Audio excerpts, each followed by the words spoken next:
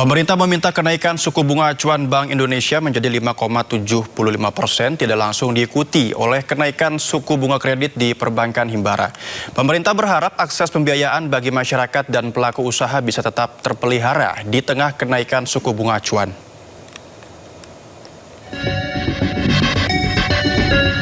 Pemerintah meminta kenaikan suku bunga acuan Bank Indonesia menjadi 5,75%, tidak langsung diikuti oleh kenaikan suku bunga kredit di perbankan himbara. Menurut Menko Bidang Perekonomian Airlangga Hartarto, dengan tidak naiknya suku bunga kredit, penyaluran kredit oleh Bank Himbara diharapkan tetap berjalan meski terjadi kenaikan BI rate. Dengan demikian, akses pembiayaan bagi masyarakat dan pelaku usaha bisa tetap terpelihara. Airlangga memastikan pemerintah akan terus memantau dampak kenaikan BI rate terhadap sektor perbankan dan aktivitas pembiayaan. Dengan harapan fungsi intermediasi perbankan tetap mendukung pertumbuhan ekonomi nasional. Ya, ini relaynya kan ada transmisi terkait kenaikan bunga kredit. Diharapkan tentu Himbara tidak terlalu cepat juga untuk menaikkan. Ya. Seperti diketahui, Bank Indonesia kembali menaikkan suku bunga acuan sebesar 25 basis poin menjadi 5,75%. Kenaikan BI rate tersebut diputuskan dalam rapat Dewan Gubernur Bank Indonesia pada 18 hingga 19 Juni 2026. Sebelumnya dalam rapat Dewan Gubernur mingguan pada 9 Juni, Bank Indonesia juga menaikkan suku bunga sebesar 25 basis poin menjadi 5,5%.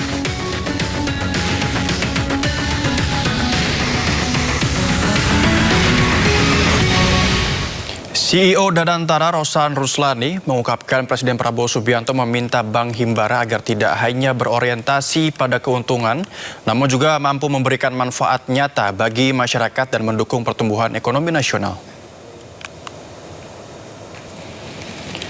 Menurut Rosan, keberadaan 5 bank himbara memiliki bobot yang sangat besar dalam perekonomian nasional dan diharapkan mampu menjadi pendorong pertumbuhan ekonomi, sekaligus mendukung pelaksanaan berbagai program pemerintah.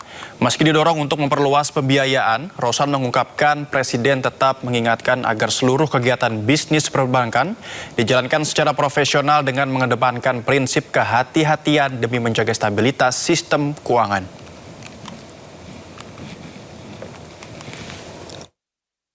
Tadi arahan dari Bapak Presiden kepada seluruh perbankan dan juga Dewan Komisaris dan pimpinan bahwa kita mesti melihat bahwa Indonesia ini secara keseluruhan itu sangat optimis dan sangat baik ke depannya.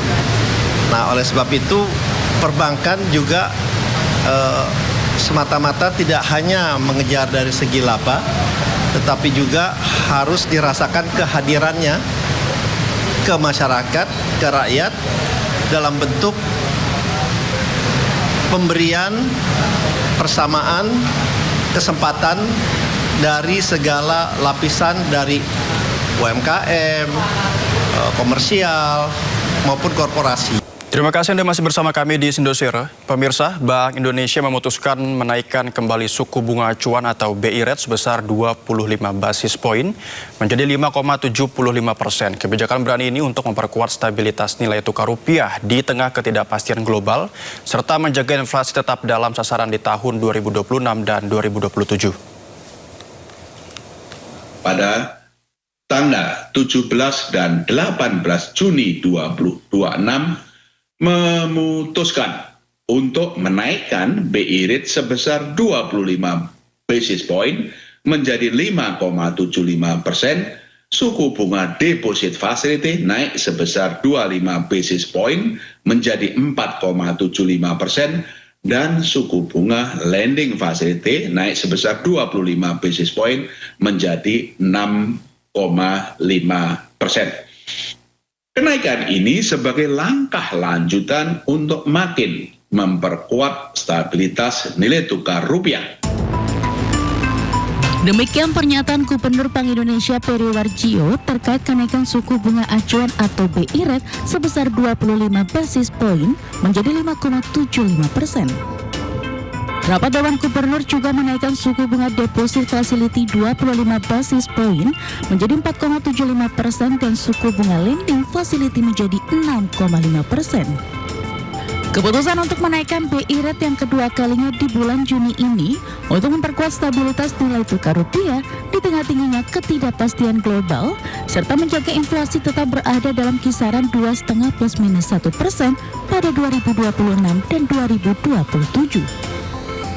Di sisi lain, struktur suku bunga sekuritas rupiah Bank Indonesia atau SRBI tenor 6, 9, dan 12 bulan juga akan disesuaikan dengan kenaikan BI rate agar tetap menarik bagi investor asing.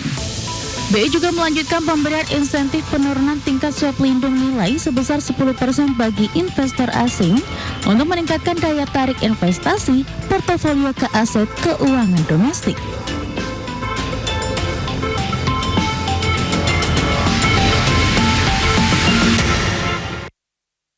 Pemirsa, kita beralih ke Jakarta Fair 2026 di mana booth Autotech juga ikut meramaikan perhelatan dari Jakarta Fair 2026 dan sudah ada rekan kami Indira Utomo di Pekan Raya Jakarta.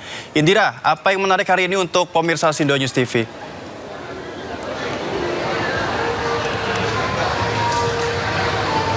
Ya, selamat sore Naufal dan juga pemirsa. Kalau Jakarta Fair biasanya identik dengan makanan ataupun barang-barang kekinian, tapi kali ini saya mau ajak Anda untuk kita kuliner sedikit ya, makanan khas Betawi yang mungkin kalau kita nggak jalan-jalan ke PRJ, kita nggak bisa cobain makanan-makanan ini. Dan di belakang saya ini lumayan banyak pengunjungnya dari tadi, memang nggak henti-henti karena banyak pengunjung yang penasaran.